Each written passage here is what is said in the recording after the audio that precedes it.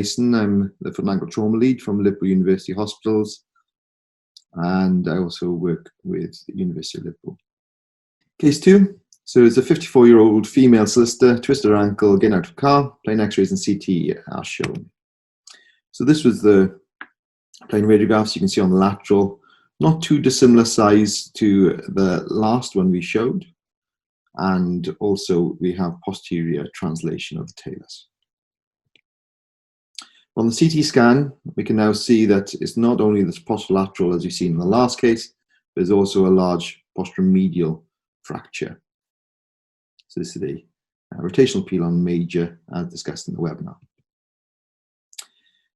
So as previous case, does the CT add anything? 80% said yes, they had no idea that he was so convoluted or extensive.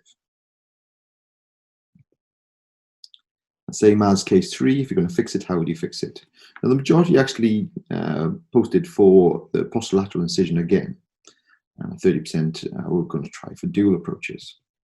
Now if you just do a posterolateral approach, coming in through this as the paper I described earlier, this was on that paper looking at one orthogonal screw, then you have to come in through the medial side, and your posterolateral does not allow you access to this. Now, if you just fix the posterolateral and not fix the posteromedial, what happens that you have a spitting out. I talked about this in the webinar as part of the algorithm, that the posteromedial fracture needs to be fixed first. As such, as you get this one first as it sits underneath, and then the posterolateral goes on top.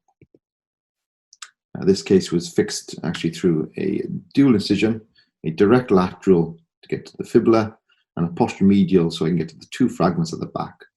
And this construct at the back here is what's fixed it. And you can see the talus is sitting directly underneath the tibia.